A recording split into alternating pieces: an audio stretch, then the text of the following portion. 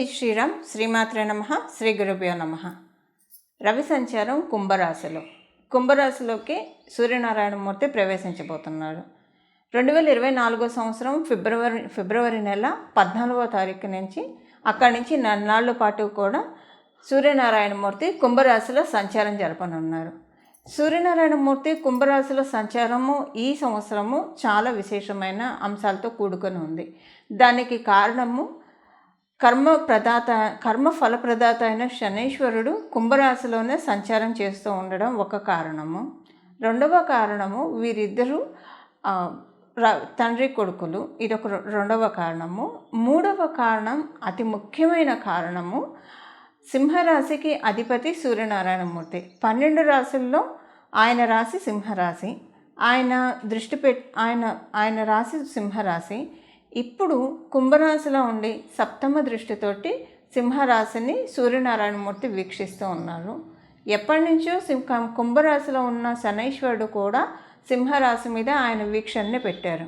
వీళ్ళిద్దరూ కలిసి సింహరాశిని వీక్షిస్తూ ఉన్నారు. కాలపురుషుడు కుండలిలోంచి పంచమ స్థానమైన సింహరాశి మీద వీళ్ళిద్దరూ దృష్టి ద్వాదశ రాశుల వాళ్ళకి ఎలాంటి ఫలితాన్ని ప్రసాదించబోతుంది. ప్రత్యేకించి కుంభరాశిలో శనీశ్వరుడు ఉన్నప్పుడు సూర్యనారాయణమూర్తి సంచారము ఎలాంటి ఫలితాన్ని ద్వాదశ రాశుల వాళ్ళకి తెచ్చిపెట్టబోతుంది. దీనికి పరిహారాలు, ఈ విషయాలన్నీ కూడా మనం తెలుసుకోవడానికి ప్రయత్నిద్దాం. సూర్యనారాయణమూర్తి కుంభరాశిలో ఆయన ప్రవేశం అనేది ఉత్తరాయణ పుణ్యకాలం వచ్చిన తర్వాత ఆయన మొట్టమొదటిగా మారింది. ఆ మకర రాశిలో ఆయన ప్రవేశించినప్పుడు ఉత్తరాయణ సంక్రాంతి నుంచి మకర సంక్రాంతి నుంచి ఆయన మకర రాశిలో ప్రవేశించినప్పటి నుంచి ఉత్తరాయణ పుణ్యకాలం ప్రారంభమవుతూ ఉంది. ఇది మనందరికీ తెలిసిన విషయమే. ఇప్పుడు ఉత్తరాయణ పుణ్యకాలం ప్రవేశించిన తర్వాత ఆయన మొట్టమొదటిగా అడుగుపెట్టిన రాశి కుంభరాశి.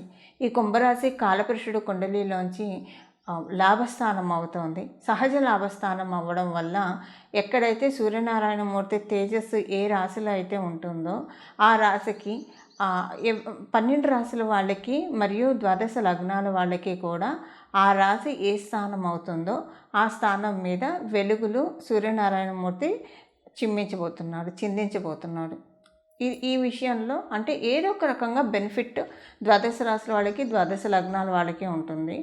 మీ జన్మజాతకంలో కనుక సూర్యనారాయణమూర్తి బలం చాలా అత్యద్భుతంగా ఉంటే ఈ వెలుగులు బాగా ప్రకాశవంతంగా, తేజవంతంగా ఉంటాయి.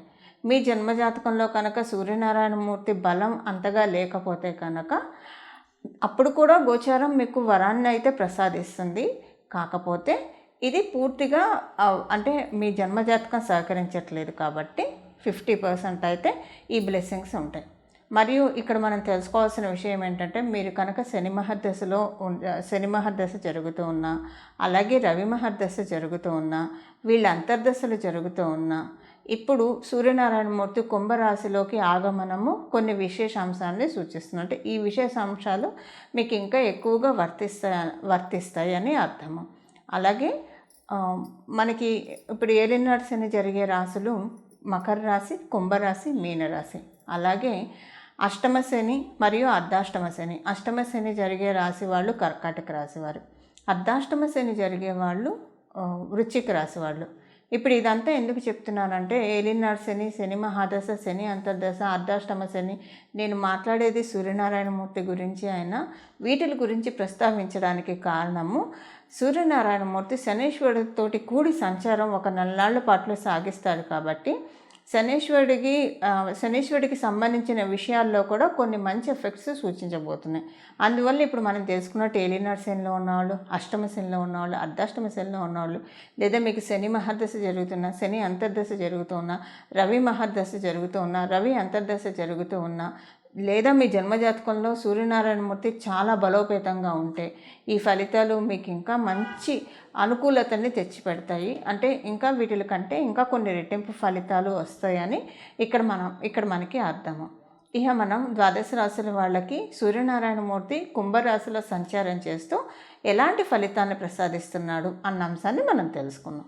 మేషరాశిలో పుట్టిన వాళ్ళకి సూర్యనారాయణమూర్తి మీకు లాభస్థానంలో సంచారం చేస్తూ ఉన్నారు. లాభస లాభ లాభస్థానంలో సూర్యనారాయణమూర్తి సంచారం చేస్తున్నారు. ఇక్కడ మనం ఒక విషయం చూడాలి. మీ రాశిలోనే సూర్యనారాయణమూర్తి ఉచ్చ స్థానాన్ని తీసుకుంటాడు. ఎగ్జాల్టేషన్ పాయింట్ మీ రాశిలోనే ఉంటుంది. మీ రాశికి ఆయన చాలా లాభాలను తెచ్చిపెడతాడు.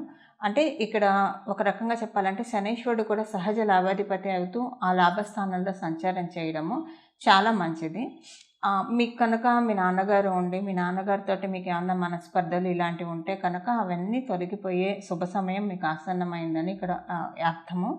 అలాగే మీకు ఒకవేళ తండ్రి గారితో కాకపోతే కనుక మీ పై అధికారులతోటి ఏవైనా చిక్కులు చికాకులు ఇలాంటివి ఏవైనా ఉన్నా కూడా అవన్నీ కూడా తొలగిపోయే శుభ సమయంలోకి మీరు ఉన్నారు.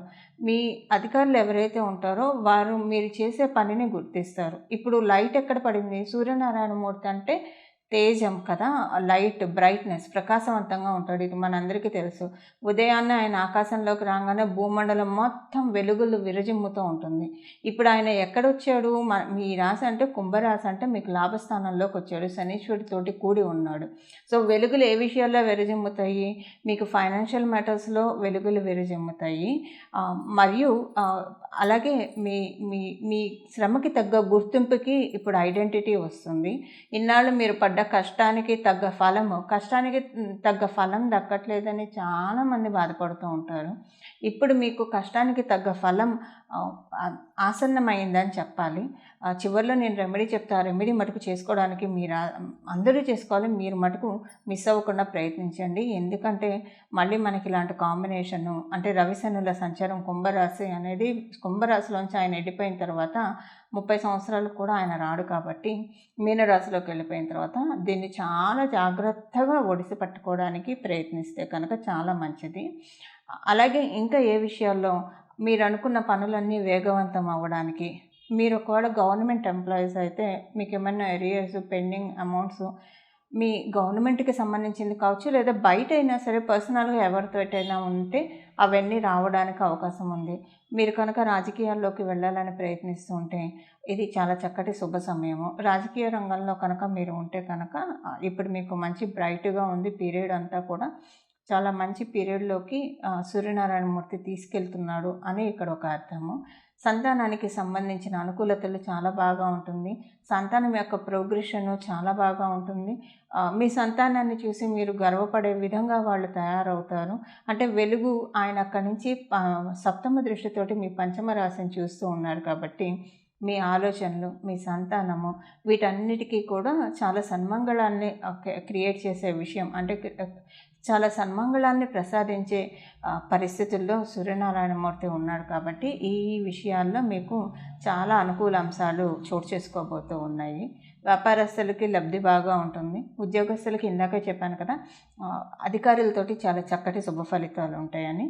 ఇవి మీ రాశి వాళ్ళకి సూర్యనారాయణమూర్తి లాభస్థానంలో ఉంటూ కలిగించే సత్ఫలితాలు. చూశారు కదండి, మీ రాశి వాళ్ళకి సూర్యనారాయణమూర్తి ఈ కుంభరాశిలో సంచారం చేస్తూ ఎలాంటి శుభ ఫలితాలను ఇవ్వబోతూ ఉన్నారు, మరియు ఏ విషయాల్లో జాగ్రత్తలు సూచిస్తున్నారు. అయితే ఈ శుభ ఫలితాలని మరింత ద్విగుణీకృతం చేసుకోవడానికి, అలాగే జాగ్రత్తలు సూచించిన చోట భగవంతుడు బలంతో ఆ ఇబ్బందుల్ని అధిగమించుకోవడానికి చేయాల్సిన పరిహారం ఒకసారి మనం దృష్టి పెడదాం. ఈ నెల ఎవరైతే శ్రీరామచంద్రమూర్తి ఆరాధన బాగా చేస్తారో మరియు ప్రతిరోజు సూర్య నమస్కారం చేసుకుంటారో వాళ్ళకి రవి యొక్క ఆశీస్సులు, సూర్యనారాయణమూర్తి యొక్క ఆశీస్సులు, సూర్యభగవాను యొక్క ఆశీస్సులు చాలా బాగా ఉంటాయి. ఈ నెల వచ్చే సప్తమి తిథి అంటే సూర్యనారాయణమూర్తి 14వ తారీఖు నుంచి మొదలు పెడితే ఫిబ్రవరి 14 నుంచి మొదలుపెట్టి మార్చి 14 వరకు కూడా ఆయన కుంభరాశిలోనే సంచారం చేస్తూ ఉన్నారు. ఈ కాలంలో వచ్చిన సప్తమి తిథి మరియు ఆదివారాలు ప్రతిరోజు కూడా శ్రీరామచంద్రమూర్తి ఆరాధన, మీ ఇంటి దగ్గర కనుక శ్రీరామచంద్రమూర్తి ఆలయం ఉంటే మీకు వీలు అవకాశం ఉంటే కనుక శ్రీరామచంద్రమూర్తి ఆలయ సందర్శనం ఇలాంటివన్నీ చేయడం వల్ల కీర్తి ప్రతిష్టలు పెరుగుతాయి. మీకేమన్నా కనుక కొన్ని గవర్నమెంట్కి సంబంధించిన విషయాల్లో వేటిలో అయినా సరే ప్రతికూలంగా ఉంటే అవన్నీ కూడా సక్సెస్ఫుల్గా లీడ్ అవుతాయి. దానికి కారణం ఏంటంటే శ్రీరామచంద్రమూర్తి ఆరాధన ప్రత్యేకించి చేయమని చెప్పడానికి గల కారణము, మనకి ఇక్ష్వాకుల వంశానికి శ్రీరామచంద్రమూర్తి ఇక్ష్వాకుల వంశానికి చెందినవాడు. ఈ ఇక్ష్వాకుల వంశానికి అధిదైవం సూర్యనారాయణమూర్తి. అందువల్ల రామచంద్రమూర్తిని ఆరాధించడం, అందులో కూడా ఆయన శనైశ్వరుడు కూడా రామచంద్రమూర్తిని ఆరాధిస్తే కనుక చాలా ప్రీతి పొందుతాడు. ఎందుకంటే ఎప్పుడైనా శని దోషాలు ఉన్నప్పుడు వెంకటేశ్వర స్వామిని ఆరాధిస్తాం, హనుమంతుడిని ఆరాధిస్తాం శని దోషాలు పోవడానికి.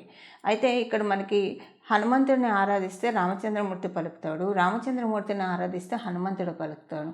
అందువల్ల శని దోషాలు ఉన్న వాళ్ళు హనుమంతుడిని ఆరాధించడంతో పాటు రామచంద్రమూర్తిని కూడా ఆరాధిస్తే, రామచంద్రమూర్తిని ఆరాధించడం వల్ల హనుమంతుడు తొందరగా పలుకుతాడు, మనకున్న ఈతి బాధల నుంచి సులభంగా బయటపడేస్తాడు. ఏదన్నా మనం దుష్టశక్తులు దుష్ట పీడలు ఏమన్నా అంటే నవగ్రహ పీడలు ఇలాంటివి ఉన్నా కూడా ఆయన తోకతో జాడించి కొడతాడు. అందువల్ల ఎట్టి పరిస్థితుల్లోనూ మిస్ అవ్వకుండా ఈ నెలంతా కూడా శ్రీరామచంద్రమూర్తికి సంబంధించిన ప్రార్థనలు శ్రీరామచంద్రమూర్తికి పూజ చేయడము, శ్రీరామచంద్రమూర్తి వారి ఆలయాన్ని దర్శించడము.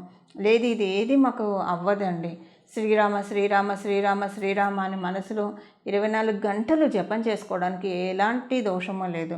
మీరు ఆడవాళ్ళైతే పీరియడ్స్లో ఉన్న మనసులో శ్రీరామ శ్రీరామ శ్రీరామ అనుకోవచ్చు.